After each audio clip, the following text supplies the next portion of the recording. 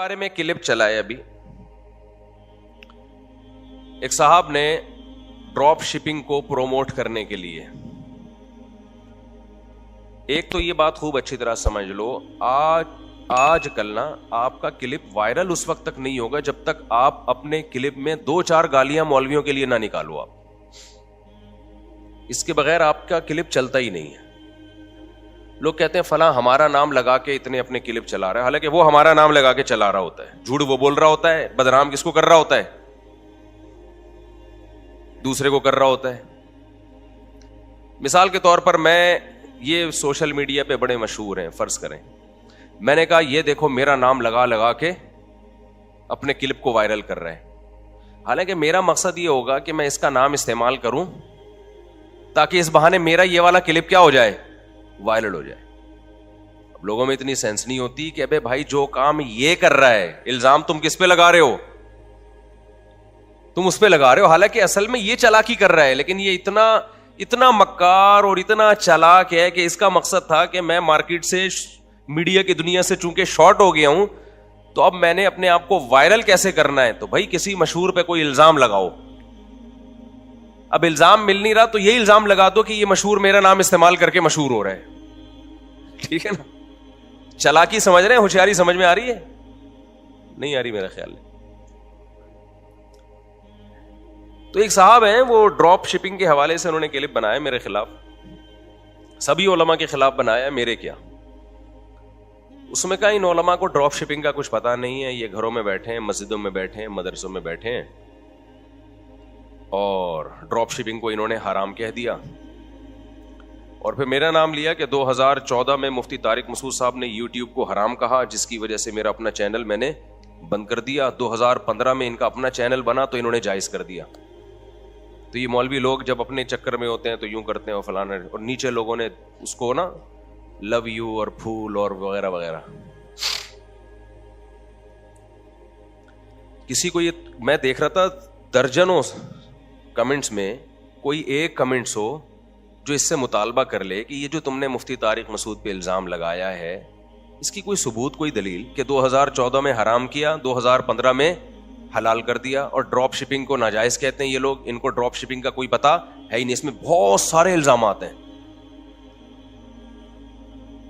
اور پھر آگے دیکھو یہ مولوی ایسا ہی ہے. یہ بالکل وہ اسٹائل ہے جو زلیخا کا اسٹائل تھا جب یوسف علیہ السلام پہ اس نے تہمت لگائی.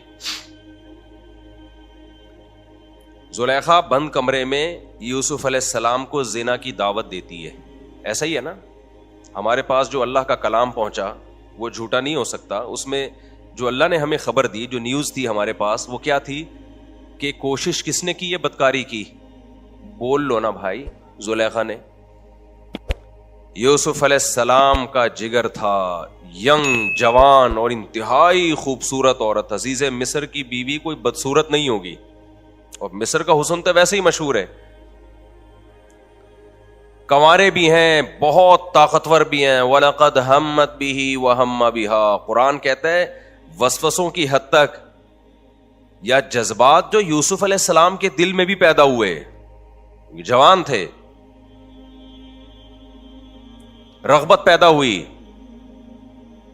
لیکن کیا فرمایا؟ معاذ اللہ انہ ربی احسن مثوایا. میں کیسے گناہ کروں، اس کے احسانات کا کیسے انکار کروں میں. اور دروازے کی طرف دوڑے بچنے کے لیے. دروازہ جیسے ہی کھلتا ہے القیا سیدہا لدى الباب. قرآن کہتا ہے کہ عورت نے اپنے شوہر کو دروازے کے سامنے پایا. بات سمجھ میں آ رہی ہے کہ نہیں آ رہی ہے؟ یہ میں پروپیگنڈے کو ایکسپلین کر رہا ہوں کہ کس طرح سے جھوٹے الزامات لگتے ہیں.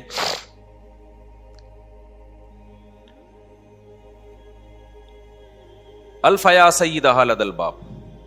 اب زلیخا کا کانفیڈنس دیکھیں. اگر زلیخا اس زمانے میں ہوتی اور انسٹاگرام پہ اپنا ایک چینل بناتی اور توبہ نہ کی ہوتی اس نے اس جرم سے جو، تو آپ سوچو کہ اس وقت اس کو پیسے کھلا کے کتنے زبردست پروپیگنڈے اس کے ذریعے کروائے جا سکتے تھے. کیونکہ جھوٹ بولنے کے لیے سب سے پہلے یہ ضروری ہے کہ جھوٹ بڑے کانفیڈنس کے ساتھ بولیں. آپ اگر جھوٹ بولتے ہوئے ذرا سا آپ کنفیوز ہو رہے ہیں, لوگ سمجھ جائیں گے یہ جھوٹ بول رہے ہیں. بڑے کانفیڈنٹلی آپ جھوٹ بولیں, تھوڑا ہنسے بھی مسکرائے بھی, اس طرح سے ہوتا ہے جھوٹ. میں آج انہی لوگوں کو تھوڑا ایکسپوز کروں گا نا جو کیا کیا جھوٹ مارکیٹ میں سوشل میڈیا کے ذریعے چل رہا ہے.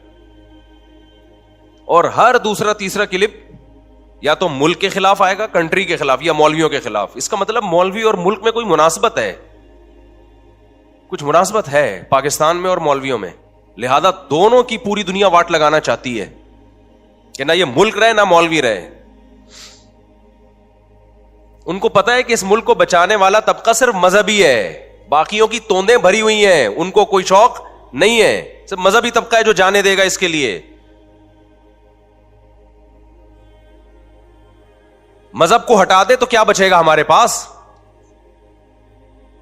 موٹیویشن کہاں سے ملے گی ملک کے لیے جان دینے کی؟ سمجھ میں آ رہی ہے بات کہ نہیں آ رہی ہے؟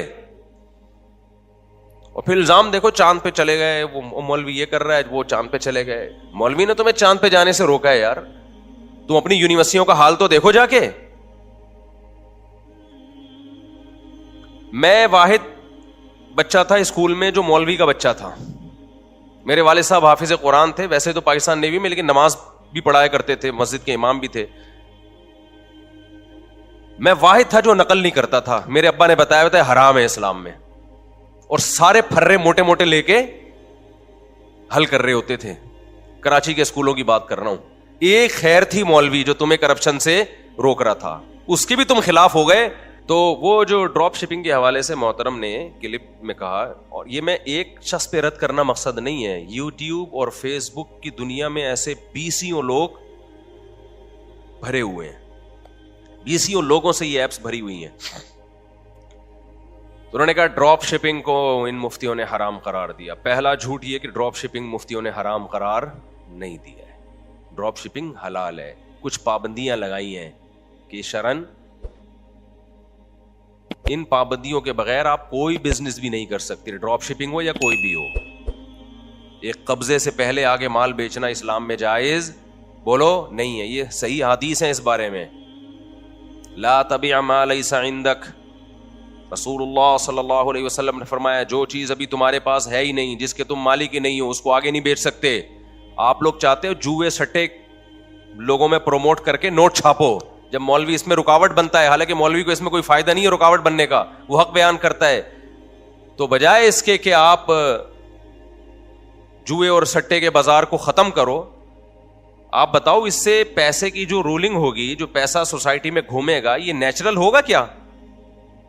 ایک چیز آپ نے لی نہیں ہے, آپ کے قبضے میں نہیں ہے, ادھر سے خریدی, آگے ادھر کسی کو پہنا دی, اس سے خرید و فروخت کا عمل بڑھ جائے گا, اور یہ نیچرل نہیں ہوگا. چیزوں کی ویلیو بڑھتی ہے ان چیزوں سے.